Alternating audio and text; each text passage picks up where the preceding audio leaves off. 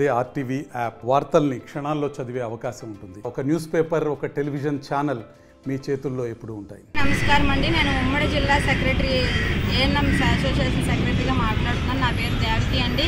ఈరోజు మేమందరమీ కూడా ఇలా ఇక్కడికి వచ్చి సామూహిక నిరాహార దీక్ష చేయడానికి గల ముఖ్య ప్రధానమైన కారణాలు 4 అండి. అందులో ముఖ్యంగా మాకు సంవత్సరన్నర కాలం అవుతున్నా కూడా ఎంపీహెచ్ఐఎఫ్లుగా మాకు పదోన్నతులు మెరిట్ లిస్ట్లో ఉన్న వాళ్ళకి పదోన్నతులు ఇస్తామని జీవో వచ్చినప్పటికీ కూడా మిగతా అన్ని జిల్లాల్లో కూడా ఆ జీవో అయితే ఇంప్లిమెంటేషన్ జరిగిందండి. కానీ మన విశాఖపట్నం జిల్లాను అదేవిధంగా మన జోన్ 1 కూడా జరగడం లేదండి. మేము ఎన్నోసార్లు దఫాలుగా మేము డిఎంఎన్హెచ్ఓకి మెమోరాండాలు ఇవ్వడము, అక్కడ కొద్దిగా అడగడం అన్నీ జరుగుతున్నాయి. అయినప్పటికీ కూడా మేము అది సాధించుకోలేకపోయాము. దాంతోపాటుగా మేము కలెక్టర్ ఆఫీసులకి కూడా ఎన్నోసార్లు మెమోరాండంలు ఇచ్చాము. వెళ్ళిన ప్రతిసారి కూడా మీకు ఇదిగో ఇస్తున్నాం అదిగో ఇస్తున్నాం అంటున్నారే తప్ప మాకు అసలు ఎందువల్ల ఇది జాప్యం జరుగుతుందో కూడా మాకు ఈ రోజుకి కూడా తెలియపరచలేదండి.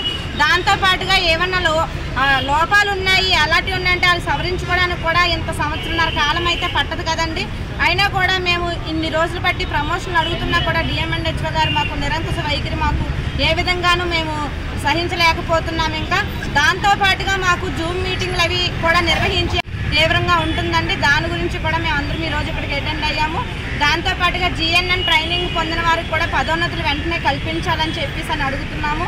ఇంకా అదే కాకుండా మాకు ఇతర డిపార్ట్మెంట్ వర్కులు అప్పచెప్పొద్దు అని మేము గత 6 సంవత్సరాలుగా మొరపెట్టుకున్నప్పటికీ కూడా మమ్మల్ని మెడికల్ అండ్ హెల్త్ డిపార్ట్మెంట్కి సంబంధించినవి కాకుండా ఇతర డిపార్ట్మెంట్ వర్కులు కూడా అప్పగించి ఇటు నుంచి అటు నుంచి మాకు 2 డిపార్ట్మెంట్ల మధ్య మేము తీవ్రంగా నలిగిపోతున్నామండి.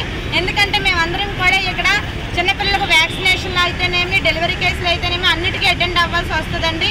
ఇలాంటి టైంలోని ఇక్కడ మాకు వార్డు అడ్మిన్లు అయినా లేదంటే ఇతర వాళ్ళు ఏమన్నా మాకు ఫోన్లు చేసి మీరు ఆ సర్వే ఎందుకు చేయట్లేదు, మేము ఏఎన్ఎం మాత్రమే చదివామండి, మేము ఆల్రెడీ టెక్నికల్ పర్సన్స్ మేము ఎవరివి సాఫ్ట్వేర్ ఇంజనీర్లు అవి చదవలేదు, టెక్నికల్గా పర్సన్స్గా ఉన్నాం కాబట్టి మేము మెడికల్ అండ్ హెల్త్ డిపార్ట్మెంట్ పనులు తప్ప మిగతావి ఏమీ చేయలేము.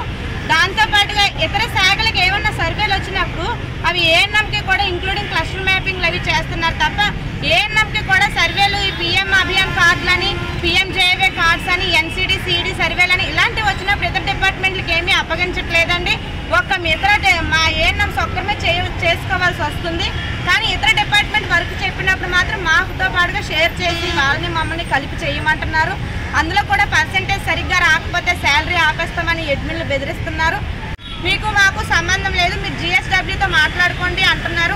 అంటే పని చెప్పినప్పుడు మాత్రమే మేము మెడికల్ డిపార్ట్మెంట్ అని మీకు గుర్తొస్తుంది, కానీ మాకు రావాల్సినవి ఇవ్వాల్సినవి చేసినప్పుడు మాత్రం మేము మెడికల్ డిపార్ట్మెంట్ కాదని అయితే చెప్తున్నారు.